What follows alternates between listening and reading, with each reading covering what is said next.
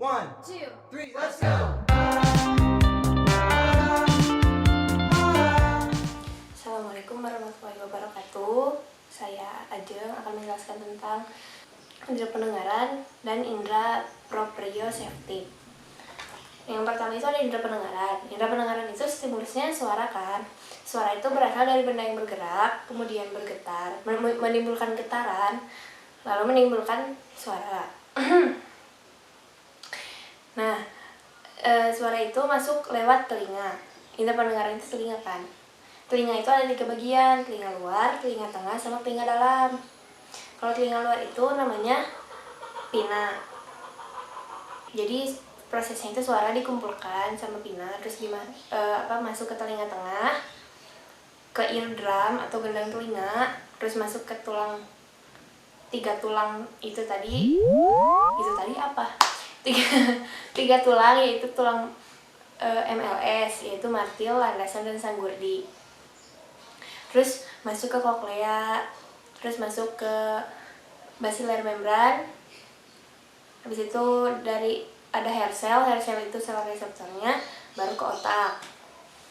Nah, suara itu ada 3 dimensi, yaitu amplitudo atau tinggi gelombang, terus frekuensi atau pitch atau panjang gelombang, serta bunyi kompleks.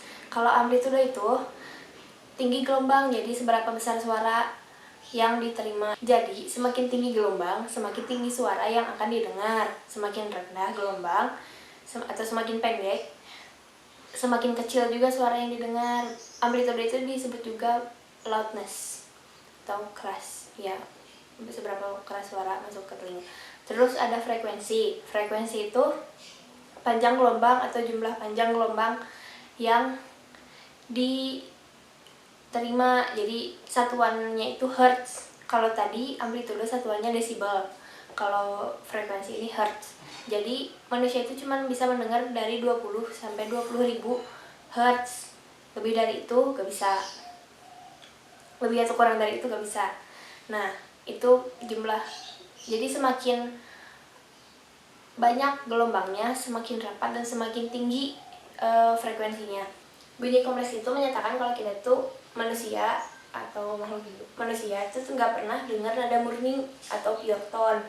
Pasti ada overtone-nya atau nada tambahannya. Nah, overtone ini yang membedakan satu suara dengan suara lainnya. Disebut juga warna bunyi atau timbre. Next, ada teori pendengaran. Teori pendengaran itu ada 2, yaitu teori tempat sama teori frekuensi. Kalau teori tempat itu dari George Van Bekesi.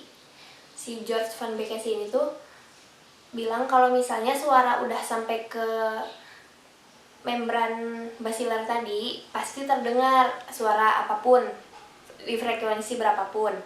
Tapi kalau menurut si Lord Rutherford, itu suara itu tergantung frekuensinya. Karena manusia mendengar suara dari 20, karena kemampuan manusia mendengar suara itu dari 20 sampai 20.000 Hz, ya berarti suara yang bisa didengar itu cuma rentang segitu aja, enggak semua suara dia bisa dengar gitu. Jadi tergantung frekuensinya baru bisa dengar. Terus selanjutnya ada noise.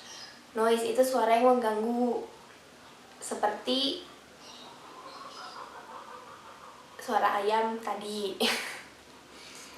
Jadi sini iya gitu, suara-suara yang mengganggu. Kalau misalnya kita lagi syuting misalnya, terus tiba-tiba ada suara motor, nah itu noise. Tiba-tiba ada suara burung, suara ayam, ya pokoknya yang mengganggu aja, yang tidak ingin didengar tapi terdengar gitu. Nah, ini noise guys.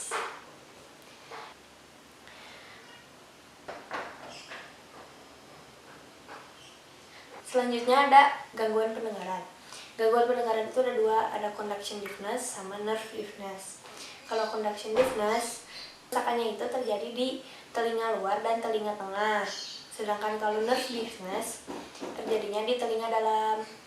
Conduction deafness harus pakai alat bantu biar suara itu bisa masuk ke gendang telinganya. Jadi gagang telinganya bisa bergetar gitu kan. Terus ya bisa menangkap suara lah. Terus kalau misalnya nerve giftness itu harus diobati dengan operasi, jadi nggak bisa pakai alat bantu. Nah, selanjutnya kita akan membahas tentang proprioceptive sense. Proprio itu artinya milik tubuh, jadi berkaitan, proprioceptive sense itu berkaitan dengan gerakan dan keseimbangan.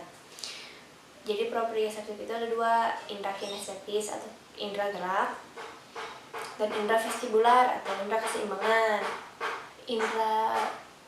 Indera kinestetis itu reseptornya ada di otot, tendon, dan sendi. Jadi kalau misalnya si indera kinestetisnya terganggu, si tubuh itu geraknya bakal tidak terkontrol gitu, atau menimbulkan gerakan-gerakan impulsif yang nggak akan kerasa gitu, karena indera kinestetis itu fungsinya untuk merasakan gerakan. Jadi kalau misalnya kita rusak inderanya, ya tidak bisa merasakan gerakan gitu kan. Terus yang selanjutnya itu ada vestibular. Indera vestibular itu artinya indera keseimbangan. Organ-organnya itu ada di dalam telinga dalam atau inner ear, ada di semicircular canal sama vestibular canal, itu ada di koklea. Ya pokoknya di membran basilar. Terus kalau misalnya keseimbangannya terganggu, ya kita tidak bisa seimbang, tidak bisa merasakan keseimbangan. Kalau jatuh juga nggak akan kerasa gitu, karena kita tidak seimbang.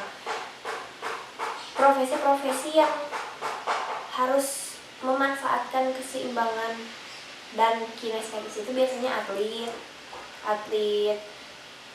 apapun lah, dan mereka tuh kan harus terus distimulasikan si inderanya.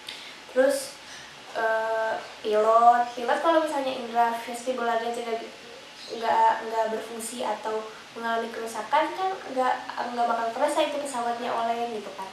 Terus kalau misalnya kinestetisnya juga tidak sering distimulasi, dia nggak akan gerak cepat, sedangkan tombol di pesawat itu banyak yang harus dipencet gitu kan, yang harus ditekan. Nah, itu tuh fungsi dari indera kinestetis dan indera vestibular di tubuh manusia. Nah, mungkin sekian dari saya, lebih kurangnya mohon dimaafkan. Mohon maaf kalau misalnya saya kaku, tapi emang ya saya gak bisa luas orangnya, gini lah saya gitu. Ya, saya Lia Ajeng, NIM 097. Pamit. Assalamualaikum warahmatullahi wabarakatuh.